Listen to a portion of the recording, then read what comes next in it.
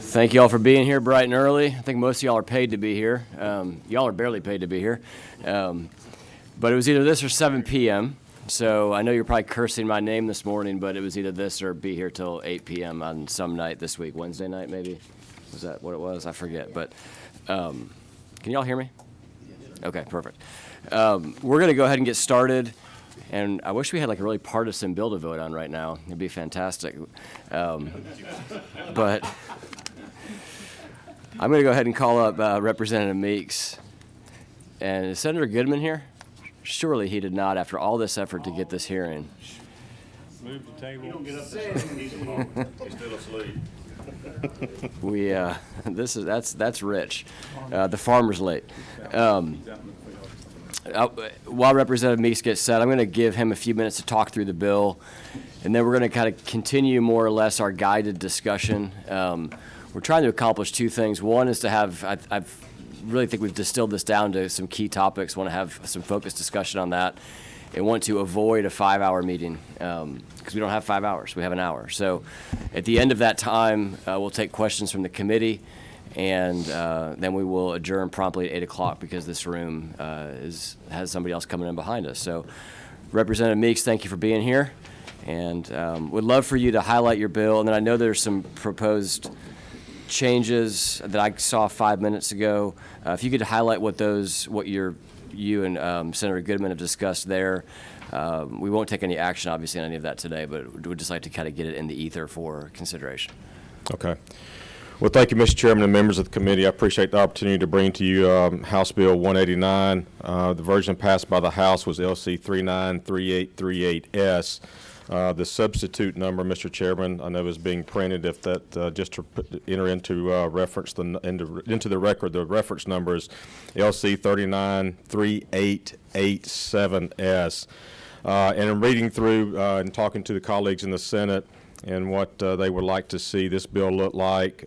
This is now the fourth reiteration of the bill, might I add, Mr. Chairman. So the changes to House Bill or LC 3838 are on line 44. We add hauling intermediate or finished forest products. Line 47, we add agriculture inputs. Line 53, we add covered materials processing facility. On line 57, we add including floor coverings or synthetic turf or processing for distribution, being that we are the carpet capital of the world. On line 58, we include hauling petroleum-based products or diesel fuel for distribution. Line 64 through 65, we add agricultural finished goods for distribution or retail. I'm going to go ahead and ask you a couple questions while you're doing this and just clarify for the committee. Okay. You are referencing everything you just named did not pass the House. That is correct. This is included in the substitute that has been in conversation with my Senate colleagues and Senator Goodman. Could you go back to each one of those and talk through I guess the thoughts around those, and either were these ever in a House version? I know you guys had a version that came out of committee. I believe they were in the original Senate version that Senator Goodman introduced in the Senate, Mr. Chairman. Okay. And these would all be new additions that are not part of the current variants that essentially you're adjusting the weight on in your bill. That's correct, yes, sir. Under the House Bill 189, in the House passed version, what we did is we took the current code, which includes hauling forest products, poultry or cotton feed, granite, waste, and concrete, and that is the current group of trucks in the current code that have a 5% variance. What we did is change that to a 10% variance, and then added a certification to make sure that the tractor and trailer are certified to carry the weight for which they are hauling. How long has the current list in your bill that's A through G been in law? Do you know? I don't know the answer to that, Mr. Chairman. Okay. So essentially what's being contemplated here is a shift from what's been allowed as a variance for some period of time. We're not sure how long.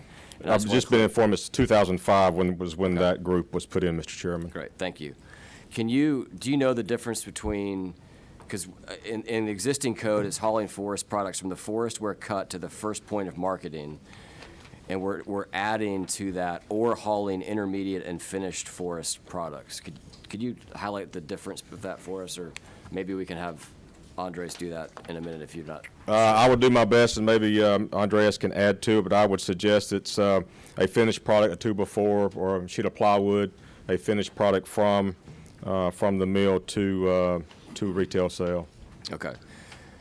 And then on C, the existing code is hauling feed from a mill to a farm, and the proposed change is hauling agricultural inputs or feed.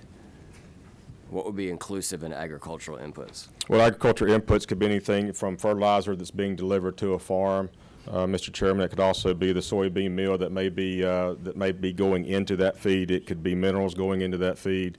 It could be chemicals being delivered to a farm in terms of the general and overall arching agricultural inputs, Mr. Chairman. Okay, thank you. And I'm just trying to go through this line by line. For Yes, the sir, benefit of the absolutely. committee. Under E, current law is hauling solid waste or recovered materials from points of generation to a solid waste handling facility or other processing facility. And you are adding in between the handling facility and other processing facility, recovered materials processing facility. What is that? I would have to defer to Senator Goodman on that one, and he's not here, Mr. Chairman. I feel like he set you up. And then you're adding, I'm actually trying to see what you did here, because G in existing law is poultry waste from the point of origin to a farm. Right. It looks like that actually is struck, although it's not struck here.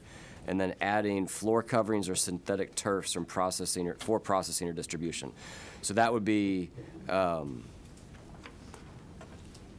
any sort of vinyl hardwood flooring, and then synthetic turf, obviously we know what that is. Is that? Yes, sir, that's the way I read it. And then adding H, which is petroleum-based gasoline or diesel fuel for distribution. I had a question on this because I'd asked somebody about this before. The existing tanker trucks that haul, I would assume, are full when they're hauled. And what's the weight of those? In other words, are we going to have larger tankers, or are we currently having tankers on the road that cannot be full because of weight limitations? Do you know? I would suggest, I don't haul that personally, but I would suggest that it's probably an overall weight limit. I don't know the actual capacity within a truck, whether or not it is absolutely full or if there's some give in that, Mr. So my Chairman. question will be for somebody later Yes, is, sir. when they are full, how heavy are they? Okay. Like the larger tankers. And you can go ahead. I just want to make sure the committee had a chance to, A, review this, and then Absolutely. your bill as well, just looking at lines, well, I guess section 2 there, which starts with the vehicle is hauling the products listed in subparagraphs A.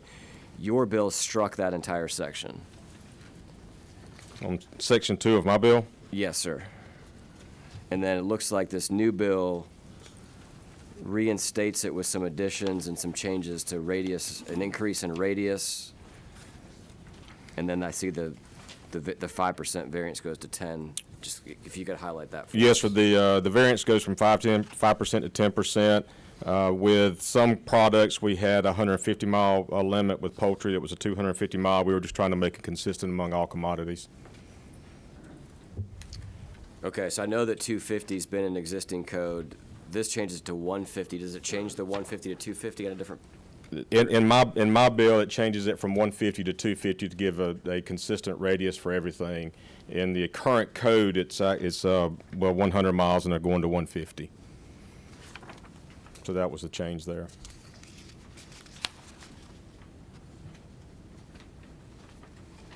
Okay, and so I'm not trying to belabor this. We just didn't get this till 10 minutes ago, Absolutely, so- yes, sir. In current code, I should say in your bill, on line 37, that's inclusive of everything that's struck in section 2, which is the 100-mile. That's correct, yes, sir. So did everything in your bill then go to the 250? That's correct. On line 47? Yes, Okay. sir, that's correct. We're just trying to make it consistent. So this is actually keeping the 250, but changing the 100 to 150. What falls under the 150 in the substitute? Because we're now back to the two different numbers. Should be everything except poultry. I think poultry had the 250-mile radius. Okay. Great. or poultry waste. And as far as the fines and such, there's no change there, is that correct? That's correct, yes, sir. Okay, perfect.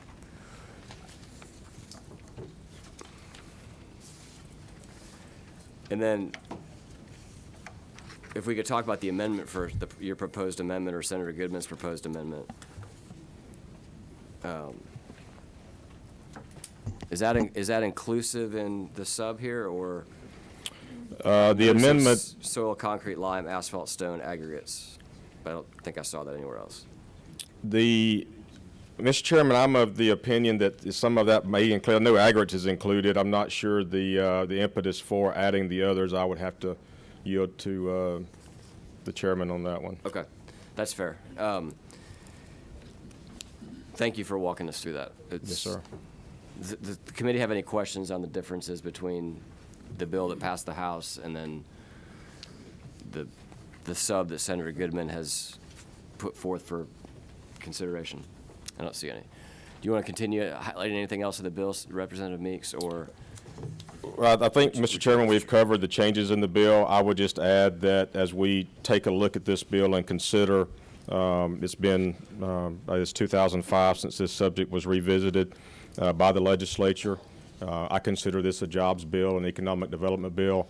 Mr. Chairman, as we take a look at the trucking industry and moving food, fiber, and fuel to the marketplace, it's very important that we remember there is a nationwide shortage of truck drivers. It's been proven by, in testimony to the committee, that the increased limits has been beneficial to businesses, to trucking owners, and they have been able to do it in a safe manner. I know that there are concerns about posting bridges, Mr. Chairman, that Department of Transportation has talked about, and quite honestly, I think as long as bridges are posted, that they shouldn't be crossed by limits more than what they're posted at. As we look at how we do this and do it in a way that we continue to grow our economy, we know that ships are coming in to the port of Savannah are bigger. We know there are containers that are leaving the port that may be in excess of 100 pounds. We are looking to try to add some levity to that as we have been operating, many of us know, under an executive order that's granted trucks the ability to run at 95,000. That executive order actually expired Friday night at midnight. So when the trucking industry, and this is only pertaining to, Mr. Chairman, the section of the code that spells out on page 2, lines 19 through 29, it is not all commercial traffic. It's important to remember when we talk about commercial traffic, we're not talking about just semis. We are talking about anyone that is moving anything that is for hire. That could be a ton truck moving, hauling cars, pulling a gooseneck trailer. That could be an individual moving equipment for hire. It's not just 18-wheelers. It is all commercial vehicles that has a registered DOT number. So, Mr. Chairman, I know that we have a lot of speakers to come, and I know that time is limited, but I appreciate the opportunity to present this important bill as we take a look at trying to find ways to be more efficient. I'm in the agriculture industry and I farm, and every day we are looking as an operation to be more efficient with less people and less equipment, and do it in a safe manner for us and for our employees. So as we take a look at this and really reflect back on what we can do to help the industry to move forward in a time that we have a nationwide shortage of truck drivers, appreciate the opportunity to present to you House Bill 189. Thank you, Representative. I had a question that I thought of before you step down. We've heard testimony, and it's different, but we've heard consistent testimony that this will result in increased degradation to the roads. How much is debatable. We had a professor that said it'd be 5%. Commissioner McMurray represented 40% in terms of the increased amount of the time, I should say the decreased amount of time between repavings. Did the House committee, or have you contemplated a funding source to help offset any infrastructure costs that would either come with the bridge portion that you mentioned, or the paving piece? I know there's a broader freight and logistics conversation that's kind of happening in parallel to this. But is that something that was considered in committee, or that you had in your bill at any point in time, or that you have any just general thoughts on? We didn't include it in this bill, Mr. Chairman. I did have conversations with Chairman Hatchett, Chairman of the House Appropriations Committee, and we were able to redirect some funding within the appropriations bill for LMIG for local maintenance. That funding, though, just came out of the capital project. That's correct, yes, sir. Okay. So there hasn't been any discussion that's gotten too far down the path as far as new funding sources, or even taking existing funding sources but dedicating them, whether it's, I've heard some conversation around licensing fees and stuff like that potentially being updated. You guys didn't go that far. We didn't go that far, Mr. Chairman, but we have had some offline conversations as to continue, as the bill continues, how we can secure a funding source to deal with some of those issues. So it's a continuing conversation that I've had with many of my colleagues. Great, thank you. And it's very important, Mr. Chairman. What's your number there, Chairman Ginn? 10. Appreciate your conversation on the bill. One of the things that I'm kind of curious about that people talk about road degradation. People talk about a lot of different things. I know at some point we'll get into some braking issues on heavier trucks and what it takes to stop them. But one of the things that was interesting for me, the prior years, our former Senator Harper said, and now our Ag Commissioner, introduced a bill to go to 100,000-pound trucks. When I look at particularly the forest products industry hauling logs to a sawmill, we're not making those trucks in your legislation any wider or any longer. That's correct. Thus, when I start putting more weight on a truck with logs, it's got to go higher.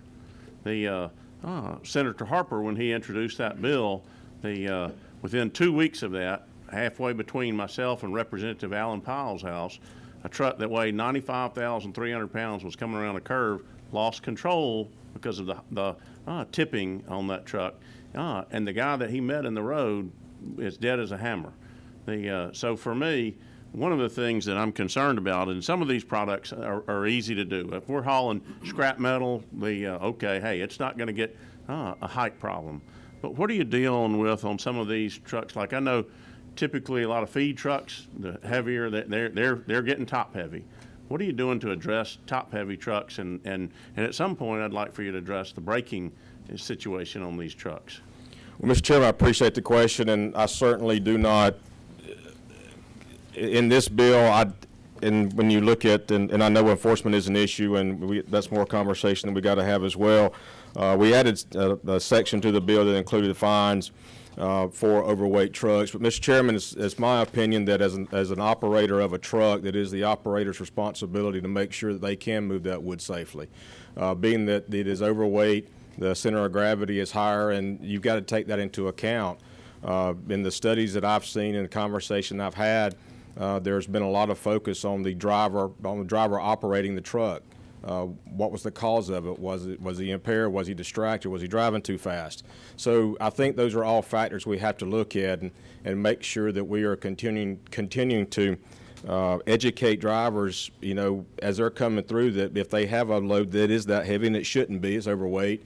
But if you have a center of gravity that's high, that is that high, it has a tendency to tip. Now, at the end of the day, we can't go any higher than what the trailer is built for carrying a load. I'm going to go ahead and call forward. Thank you, Representative. Nice job presenting your bill. Thank you, sir. Hopefully we'll have time for you to come at the end. But I'm going to ask Andres to come forward because I've got some questions for you. I'm going to ask Russell McMurray as well to join him. Want to kind of continue this. We had 4 topics that we wanted to talk about. Last committee meeting, we got to 2 of the 4. The last 2 that I want to finish with is actually what Representative Meeks was just talking about. And Commissioner McMurray, you probably won't have necessarily a ton to add on this. This may be more specific to Andres, but I want to talk about kind of the economic case for this, right? So y'all basically are saying, hey, we can haul less trucks on the road, saves us money, there's economies of scale. So I want you to talk about that, and then at the end of that, Representative Meeks mentioned something about enforcement. I'd like to ask Commissioner McMurray, I'd like to kind of know what our enforcement tools are. And my understanding is basically nobody can weigh these trucks. So Andres, I'd love to know kind of what the process is if you guys weigh in your trucks before they leave a point of origin. But lay out for us, if you will, kind of the business case and why this is important to you and your industry. Sure, absolutely. Thank you, Mr. Chairman and members of the committee. It's a pleasure to be with you this morning. Once again, my name is Andres Villegas, and I head up the Georgia Forestry Association. A couple things to the questions before. When we talk about raw materials, the finished goods coming out of the back of mills, on the forest product side, we're talking about toilet paper, lumber, and things like chips, wood chips, things of that nature. Also, recovered materials include recycled materials. About 92% of paper products in this country are recycled. It's the most recycled product in the United States, and so way above plastics and other things that are in the single digits. So those are the types of products that we're including when we're talking about recycled or recovered materials going to recovered materials facilities. A lot of our pulp and paper facilities are leaders in this country in taking that material. Today, China has stopped taking that material from the United States, so we need an outlet for that, and that's what that includes in those definitions that we were talking about before. Specifically to your question, how do we handle weights from the forest products sector? A couple things that we do. Number one is that about half of our logging fleet that's out there has what we call in-wood scales. These are mobile scales that are on the job site, and when a loader there's a loader man or a loader operator that's putting logs that have been brought to a landing and loading those on the trailer, and then the truck goes out. And so there's a few trucks out there that have onboard scales. They're actually built into the trailer, and there's a readout on the dash of the truck. But the majority of the folks that are using scales either in the woods are these mobile scales. They work well most of the time, but they're not 100% like any other scales. Even DOT scales that are out there, there's a certain adjustment there that happens when, like a morning like this morning, it might be 32 degrees out there, and the scales and the cells in those scales are not going to be the same as when it gets in the afternoon and it's 60-something degrees. So there's fudge factors in there where scales aren't always 100% accurate, and we see this whether they're certified or not, or whether they're state or private scales along those lines. One note: Louisiana increased their truck weights to 92,000 pounds. I think over the past couple of years. They did that. Their bill actually went through their Ways and Means Committee. Why is that? Because they required, in order for that to happen, they required all of their loggers to have scales. They built in a tax incentive, a tax rebate essentially, for the loggers to be able to offset some of that cost that they were having to incur to put in wood scales. So they do help. But they're not 100% accurate all the time. That's just the nature of scales, especially mobile scales that are getting moved from time to time. The second way that we weigh wood and kind of control for that is at the mills.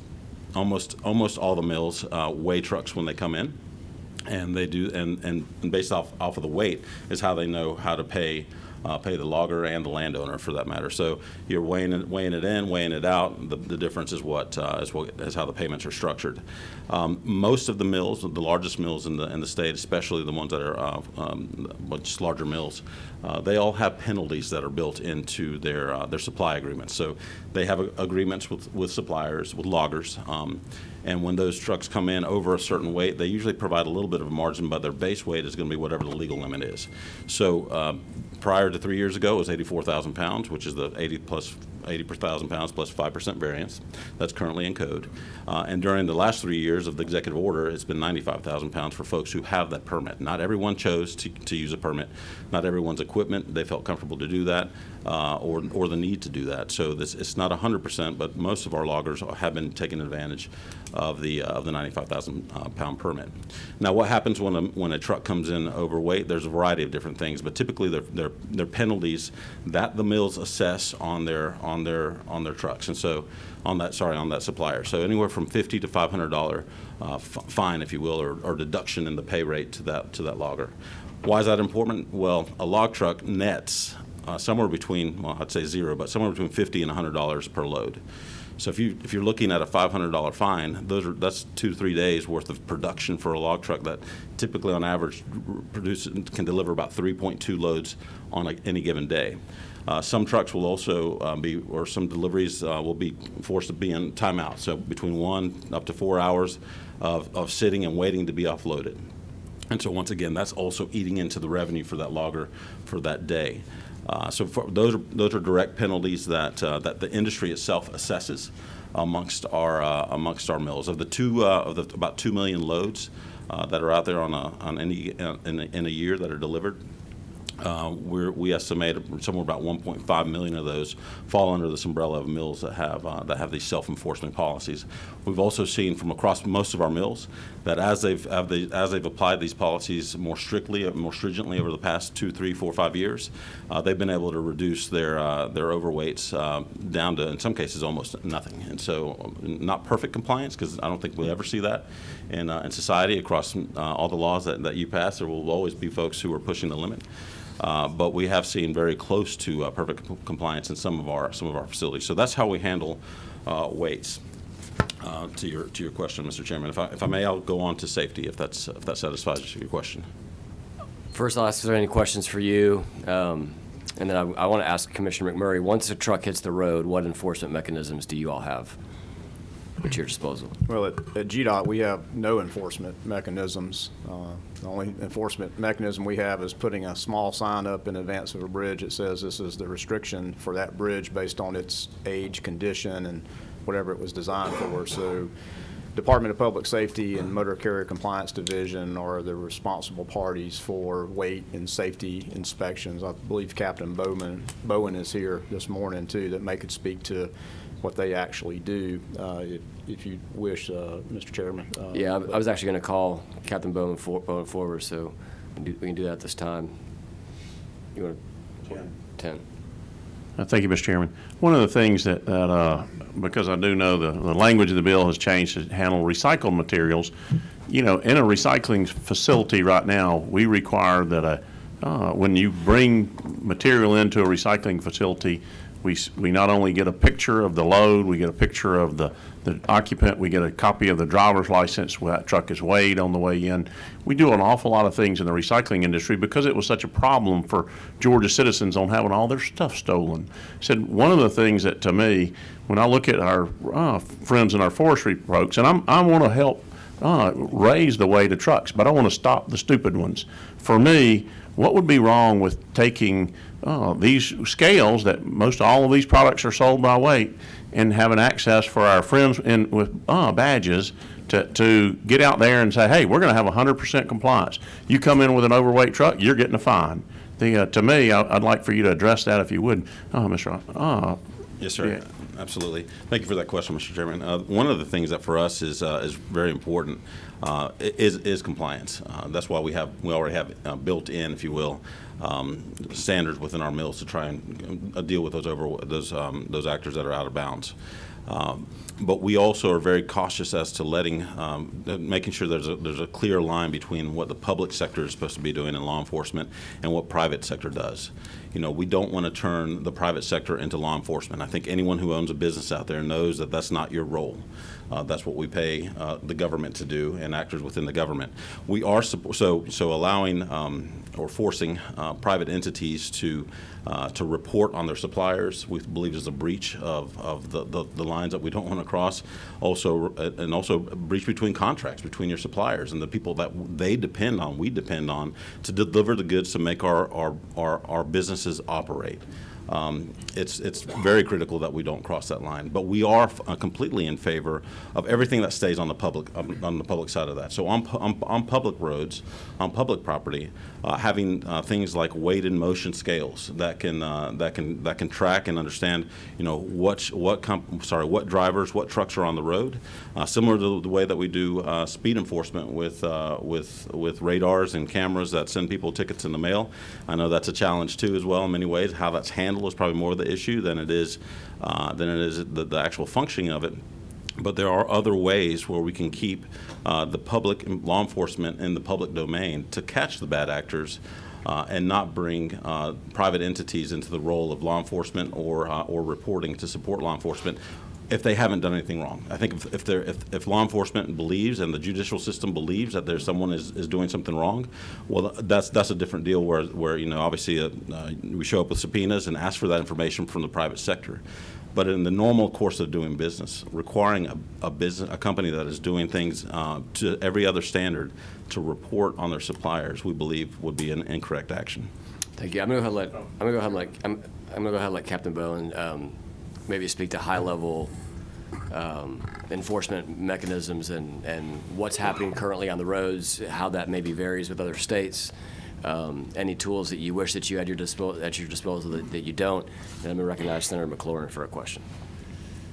Yes, Mr. Chairman. First off, I want to lead off with an apology. I know I'm a new face. Major Montgomery and Captain Carroll are at a conference in Alabama this week, so regrettably couldn't attend today. But I'm happy to be here and provide you with any information that you may need. As far as weight enforcement in the state, that does rest solely on MCCD. We're the only ones equipped and authorized to do that. With fixed sites, we do have our inspection sites spread out throughout the states, but those are on the interstate system only.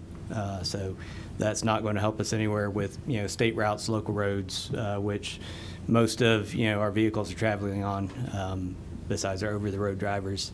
As far as mobile weight enforcement, our roadside officers are equipped with mobile scales. But I would just like to bring to everyone's attention that MCCD is not a very large agency. Statewide, we're between roughly 200 and 250 officers, and that's to cover the entire state. So our officers do work very hard, and they're out on the roadways every day doing what they can to enforce these laws and keep the motoring public safe. But we can't be on every road every day and catch every bad actor. What probable cause do you need? Do you need any probable cause to pull someone over and use the mobile weight units that you're talking about? So with weight enforcement, it doesn't fall under the same probable cause, operations that most law enforcement operate under. The same as our inspection program. We do have the ability to stop vehicles for random at inspection. With weight enforcement, there is a level of on-the-job training and experience that goes along with that. You see thousands of log trucks in the course of your career, so you do kind of get an eye for, what looks to be a safe load on a vehicle and what is unsafe. We're trained to look at things such as tires, to look for signs of overweight vehicles such as tire bulge. So there are indications that a vehicle is overweight, but that's up to the individual officer as the vehicle is passing them at speed to try to pick up on those cues to see if there's a possible issue. I would assume that it takes a keen eye, though, to recognize the difference between 84,000 and 90,000 pounds. Yes, sir. When you're talking about, a small amount, which I know several thousand pounds doesn't seem like a small amount, but when you're talking about 80,000 pounds in general, or 84,000. Yeah, it's less than 10%. It's a very small increase in weight to identify just with the naked eye as the vehicle is passing. Senator McLaurin. Thanks, Mr. Chairman. This is an interesting discussion about enforcement. I guess, my limited, for whatever an academic degree is worth, right? Take a couple classes on law and economics, and where you put the regulation matters, because you want to put it on the subject that has the lowest cost for compliance or for making the system work, the least cost avoider. And I guess my question is, I kind of wanted to push back on this idea that, asking private entities to report on data, essentially, would be somehow deputizing private entities into law enforcement. I'm curious, is there anybody better positioned than each link in the supply chain to produce this information on weight so that we can actually enforce the laws? Or, I guess my question is, who would be better positioned than somebody receiving a shipment to be able to report on that? Yeah. I know of, and I may be ignorant to this, but I know of no case where private entities are asked to report unless something report to the public agencies, law enforcement agencies, on a regular basis of out of compliance or illegal loads. Well, this is a darker context and pretty unrelated, but mandatory reporter laws are a great example of laws. It's a legal regime in which private actors are obligated by law to report, and that's actually a little more aggressive too, because that's when the private actor has to have some suspicion of criminal conduct, as opposed to just reporting data, right? Or logging numbers, I guess, and making those available to law enforcement. So I guess the question would be, who's better positioned to provide that information than links in the supply chain? I think in many cases what we're doing, we destroy the trust that business depends on. when we start asking, private entities to do that. I mean, I think there's cases where, once again, if there's suspicion of someone doing something illegal or industries or companies doing that, that's what judges and subpoenas are designed to do, is to make sure that comes out. But in the normal course of doing everyday business, to require private entities to turn in their suppliers, turn in the people that they depend on, to us is overreach of government.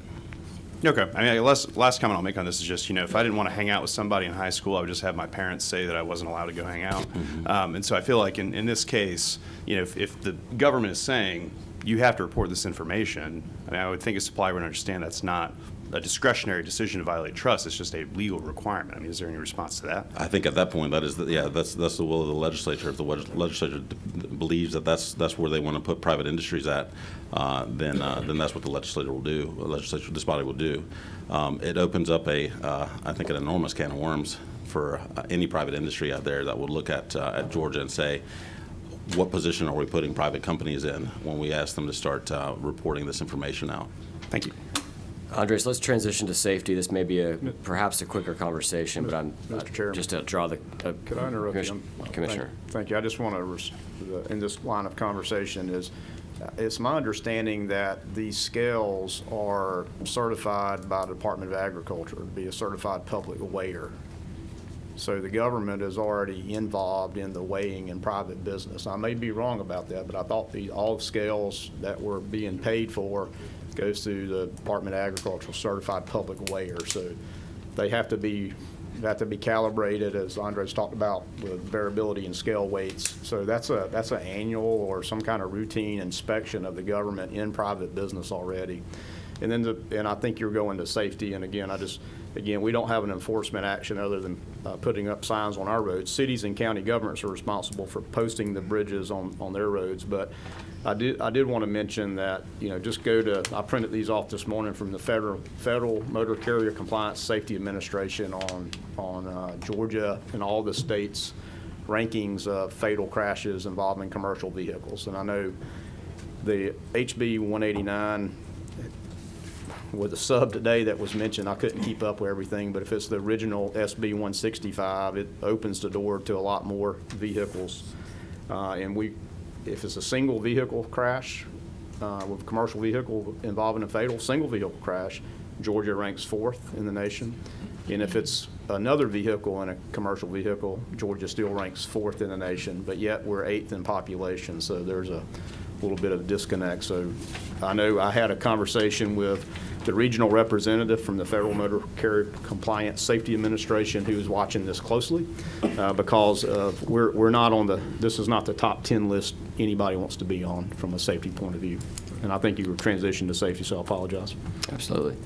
Andres, you want to take just a minute and talk about safety? Yes, sir. I do want to get to some more speakers if we do have time. So Absolutely. I know you put a packet in all of our We did. folders. I'll point the committee to that. Yes, sir. I'll just start off by saying probably the most important thing that I need to say today. We're asking for 4,000 more pounds here. It's about the weight of a mid-size SUV. I'll get to them. 100,000 pounds was a different bill, a different day, a different year. This is 4,000 pounds. That 4,000 pounds can save lives. It reduces the number of trucks that we have to have on the road. Yesterday, this past weekend, was an important event for us. The executive order expired. We went from 95,000 pounds that our log trucks could carry in the state down to 84,000 pounds. That means that on average we'll need about 17% more trucks on the road to haul. I heard from a logger yesterday that said on a weekly basis for one of his logging jobs, he'll have to have 20 more trips to the mill. That's 40 times over a bridge.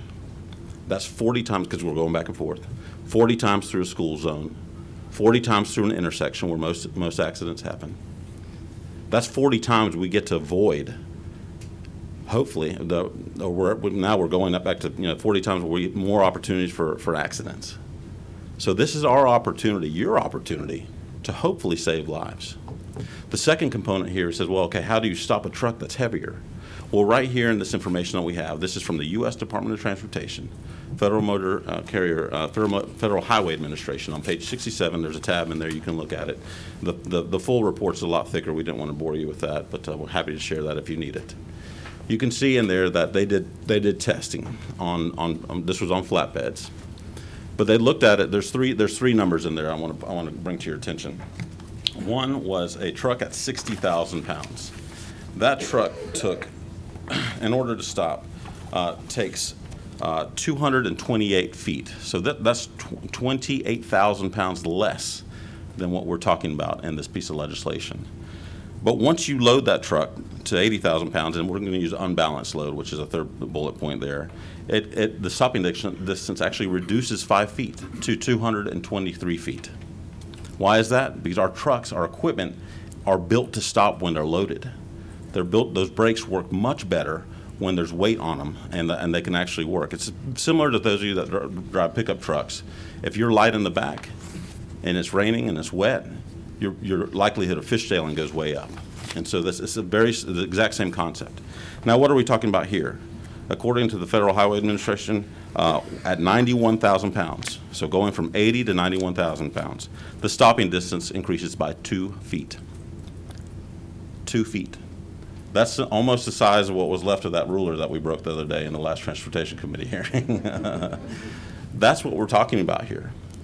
4,000 pounds more takes a lot of trucks, a lot of intersections, a lot of school zones, makes them safer, and it also reduces the pressure that we have on drivers. You have all heard, and we heard from Senator Anavitarte earlier, that we don't have enough drivers out there. What happens when you have to move your goods to stay alive as a business? Well, you might be, reaching for drivers that aren't the ones that you necessarily want to have driving, but you've got to have driving. Those marginal drivers are the ones that get pushed into any industry, those marginal employees, when we don't have enough people out there to choose from. So by restricting and requiring more drivers, more loads to move out there, we may be pushing people into these industries that aren't the ones that we necessarily want to be driving our trucks every day. Let's not put our private industries and those businesses in that position. They don't want to be there, and you don't want to be there. And so that's one of the most important things, one of the most important points I wanted to make Thanks, today. Andres. I'm going to keep moving. Do you guys have any response? If you could limit it to a minute, we've got about 15 minutes left. Yes, thank you, Mr. Chairman. The notion that there's less trucks, I think, is not correct. And the fact I provided testimony or presented to this committee the growth of agribusiness, including forest products, by 2050 is a multiplier of 1.8. So if we're thinking that the world doesn't stay status quo, there's more Georgians, there's more grow in Georgia, we're a growing state, that this would assume, this assumption that there's less trucks and there's 40 less or whatever the number was through intersections is, I don't think, foundationally correct. Do you agree, though, because- that in a static ecosystem that's true, or do you disagree with that? Well, in a static ecosystem, the 40X of trucks, as you referenced, are going to have to drive a further distance to go, because they can't go across the bridges, as we've all agreed that legally you won't drive across a posted bridge. So the increased weights requires us to post another 1,217 bridges. So you're going to have to drive further. That sort of goes back to economics. In fact, there's a Wisconsin study from Forest Products, the University of Wisconsin did, where the forest products industry was complaining about the number of posted bridges Wisconsin had, and that they're having to drive further to go around those bridges, and it has a big impact to their bottom line. And so in a static situation is you're driving further, so it sort of reduces your overall economic gain that's perceived. Great. Mr. Thank you. Chairman, I have one question. If I can get to you in just a second. Okay, we'll get to all the questions in just a minute. Do you have anything you want to add to that? Yes, Mr. Chairman. As far as safety concerns, we're taking a stance of neutrality here, but I'm happy to provide any, information or statistics that would help the committee make it their own opinion.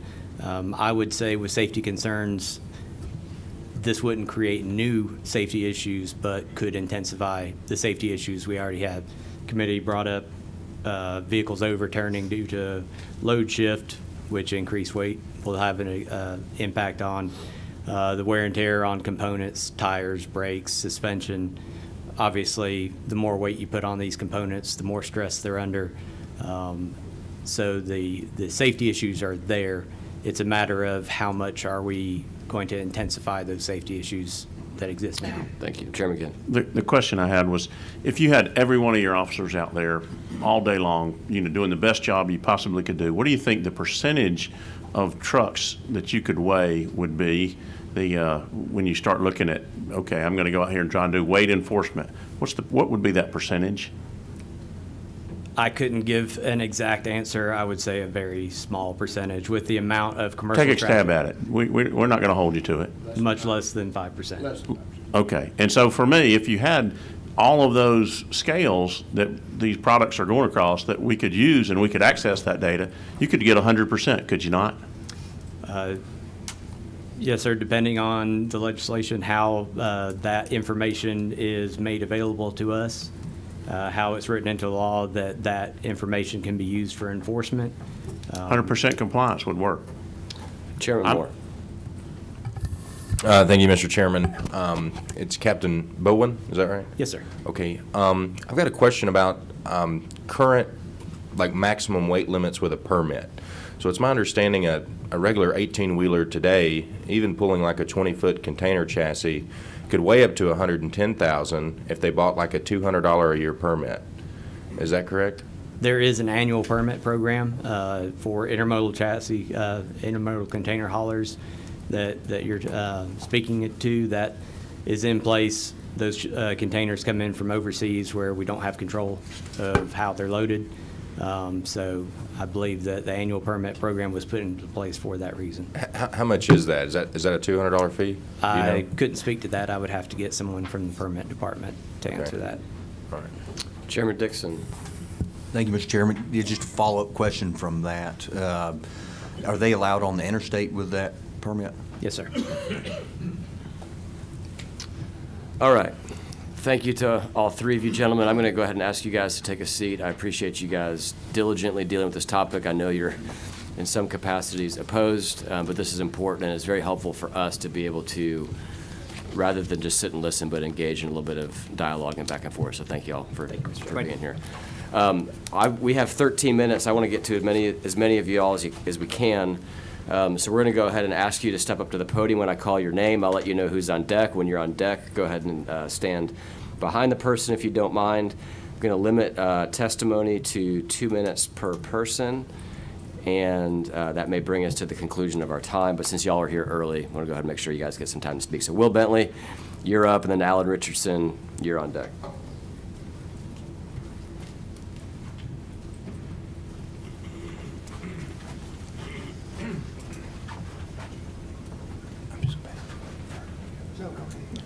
Mr. Chairman, members of the committee, again, Will Bentley with the Georgia Agribusiness Council, and I'm mostly going to defer to Alan.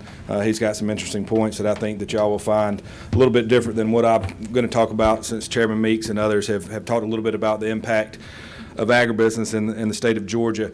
I do want to throw out just a couple numbers from the University of Georgia College of Ag Extension that they did a study for us to look at ag-specific truck trips and the impact that would be on Georgia to Georgia loads only. This doesn't come into play for loads that are coming from out of state or out of country to the state, just Georgia trips alone. So this increase, according to College of Ag, would decrease the need for 172,000 truck trips in the state of Georgia just for agricultural products. I know there's some question about, a static environment versus not, but I think we can understand that. If we moved it up to, at the time it was 90,000, but it would be roughly, you can do the math on that at 88,000 pounds, but that was the study they did for us. And that would reduce 129 million truck miles in the state of Georgia. So you can see it's a huge impact. We do believe that hopefully agribusiness continues to increase in the state of Georgia, but we also understand that this would eliminate even further growth of trucks on the roads if you're able to reduce the number there as well. So I just want to put that number out there. And when you talk about the average truck mile in the state of Georgia is costing $2.33, you can see the economic impact to agribusiness alone. When we're a extremely low margin industry, high volume, this would have a huge impact. If you could just reduce the number of $50 a load, would have a huge impact to our farmers and to our agribusinesses. But I just wanted to put that out there. We did have a member that came up last time and wasn't able to speak, and I wanted to throw out Wayman Hunt from Godfrey's Feed in Madison, Georgia, a family farm business there that's a feed mill in downtown Madison. They're running about 100 truck trips a day. Thank you, Mr. Bentley. He said this would reduce his need for 2 drivers every week. All right, Mr. Richardson and Dave Sandlin, you're on deck. Thank you, Mr. Chairman. Alan Richardson on behalf of Georgia Pacific. I'm in the Government Affairs. Also as chairman of the Georgia Paper and Forest Products Association, all the pulp paper companies here. Couple of points just to go back, talking about the number of trucks. In 2021, Georgia Pacific had 13,000 less trucks in Georgia alone that 1 year due to the governor's executive order. So that's our own data, internal. I can get that from our logistics people for you. That's where it came from. Number two, just for overall, Georgia Pacific doesn't own trucks. We have contractors, suppliers that come in, so when you ask the economic issue, we have contracts with suppliers, independent loggers that come in, buying on the spot market. So we rely on these people, small business, mom and pop shops, to bring the materials to our mills so we can make the finished products. A number 3 point is, no truck leaves a GP facility without being weighed. So we know when they're going out the door what they're being weighed. That's on the outbound traffic. On the end is on the inbound traffic, Andres did mention about different companies have different policies. We follow the same thing with our suppliers and contractors.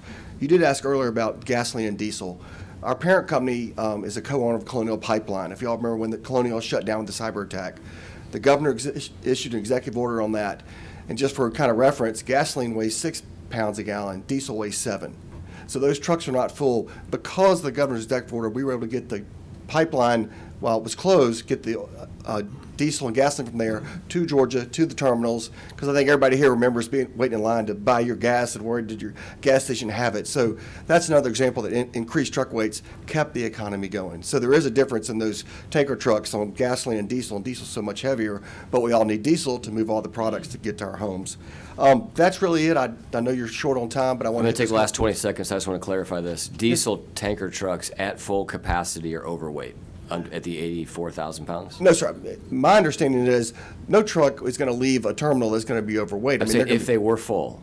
That I can find. I was looking up earlier. It says a tanker can hold up to 11,600 gallons in a normal tanker or a larger tanker, but I don't think they're full when they go out. I mean, it's a little early to catch my folks at the headquarters, but I can find out for you on what they go. But they're going to follow the legal limit. It's just that gasoline weighs less than diesel. I get that. I get the somebody had made the contention to me that these tankers are already able to run full and be at the weight limit. So I was confused as to what the additional weight allotment would allow, unless it's going to allow actually larger tanker trucks, is the question. I will get that information for you and get it to you.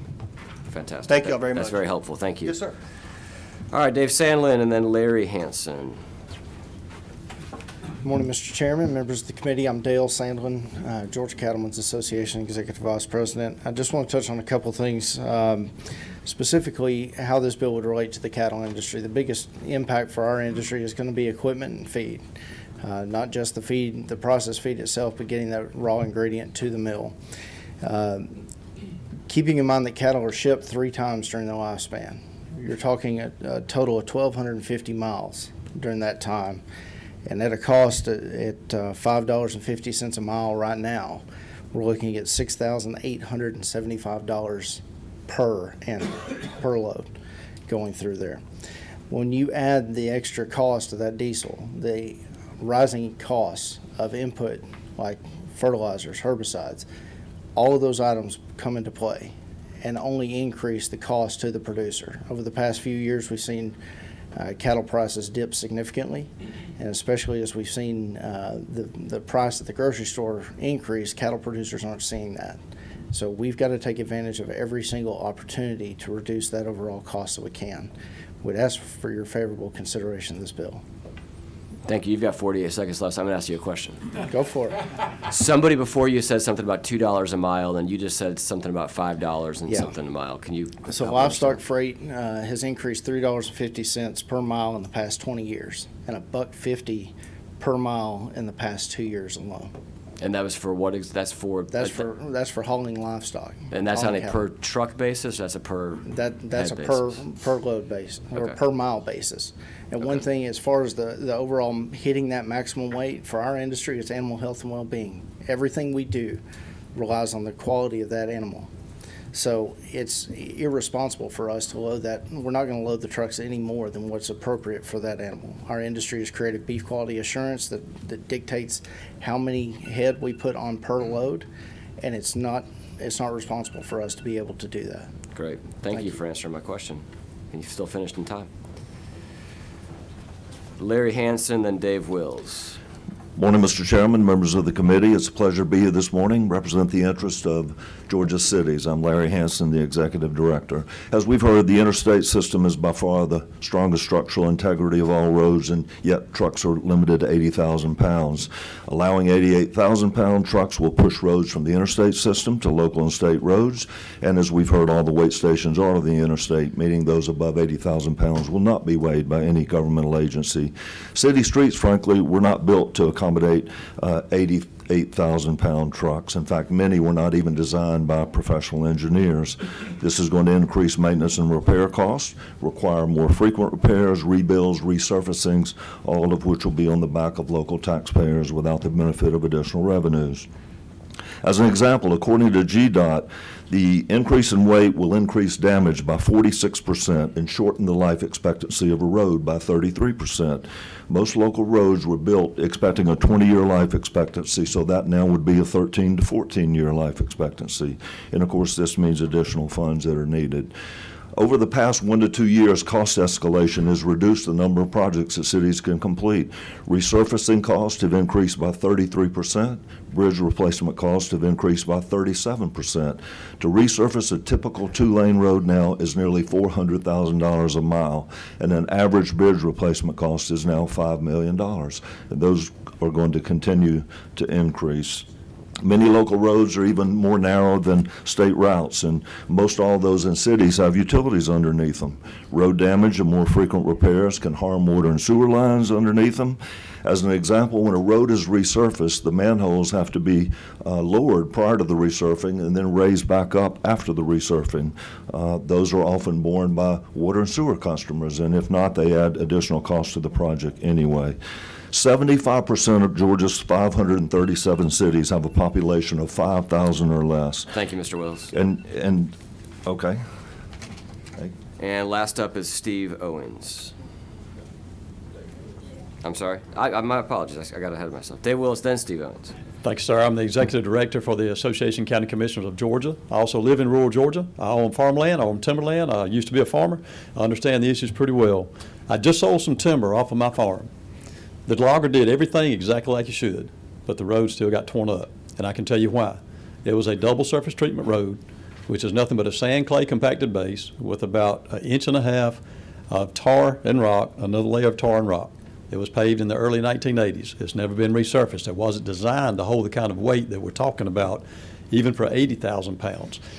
No matter what you do, whether you increase the weights or not, our county roads and bridges were never designed to carry this kind of weight.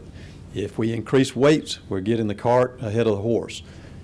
If we have that accident, I don't know how much it's going to cost to fix it. But having served on the Freight and Logistics Commission, I can tell you that we're looking at billions of dollars and a lot of time to create the infrastructure necessary to support that kind of weight. So if it's the will of the General Assembly to increase weight limits, I respectfully suggest that you get a plan in place so that you can repair all the damage that's going to occur, because there's no doubt that it's coming. Thank you. Thank you, Mr. Wills. Mr. Owens. I'm Steve Owings, president of Road Safe America. We've been working on truck safety ever since our firstborn was killed in a traffic jam trying to get back to college the Sunday after Thanksgiving, his senior year. As I said, the truck was speeding. Why is that pertinent to this? If you remember from high school physics, the formula for kinetic energy is 1/2 speed times mass squared. So you increase speed or mass or weight, it increases the stopping distance exponentially. So this bill is literally like saying, let's let the biggest, by far the most dangerous vehicles on the road drive a little bit faster than all the other vehicles. You wouldn't even consider that. You wouldn't even think about it. Well, let me tell you, my life and that of every surviving member of my family has never been the same since that tragic day. I don't want to see that happen to other Georgia families, or any families for that matter, or to truck drivers. The only thing to consider is how far does a truck need to safely stop in an emergency. That's the only thing that matters. I've mentioned the two factors to that. I also want to mention a fact. The Commercial Vehicle Safety Administration, which is the combination of all 50 states' enforcement for big trucks nationally, announces road check, which they call it, every year. They've already announced this year's 2 months in advance. So it's very well known, and the worst of the worst trucks, you've got to assume, are not rolling those days because they know they're going to get inspected. Last May was the last road check. Of the over 30,000 trucks inspected in this country, 24% were taken out of service. Thank you, Mr. Owens. By far, the I'm gonna ask reason you was a- their brakes were not working. I'm going to ask you a quick. The second Sir. most was their tires were bald. I beg you. Mr. Owens, I'm going to ask you a quick question. If you could stay at the podium, please. If you could stay at the podium, please, I'd like to ask you a quick question. Okay. Is this your sheet? Yes. Okay. I'm confused because you reference 80 to 88,000 pounds here as a 20-foot difference, and you reference a federal study from 2016. This federal study is from 2015, so I don't know if it's just different or what. But it says the difference between 80,000 and 91,000 is 2 feet. So I would assume that you have 88, this actually has 91, so it's an $11,000 pound increase versus an 8,000. This says 2 feet. Would you mind getting us a copy of the studies that you are referencing here so that we can see how it differs from the study that Andres gave us? I could do that. Okay, that'd be helpful. Thank And you I so much. assume, since it says 88, I assume that the difference in stopping distance is half the difference shown on that sheet. That was done for the Organization Against Bigger Trucks, which is headquartered in Washington. I think the difference in stopping distance is half what's shown there, but it's still plenty of additional space to kill everybody in the car in front of that truck. And it assumes that the truck... Understood, that but the 2 feet and 20 feet are, that's 1,000% difference. I'm just trying to figure out what the difference is between the two studies. Yeah. So if you could get the committee a copy of the study, that'd be helpful. I'll get that for you. Thank you. Chairman Dugan, I apologize, we went just a couple minutes over, but thank you for... It's a light subject that you're working on. Yeah, it was, I have a quick question from Leader Gooch on number 5. Just clarification, who submitted this this morning that you handed out? The sub was dropped off in our office at 6:40. Can you tell us who the sub is from? Kai received it from, I think from Representative Meeks. Okay. Okay, so it's not a committee sub? This was presented by them. I had not had a chance to review it until I walked in the room. Thank you. All right, thank you all for being here. We'll see you soon.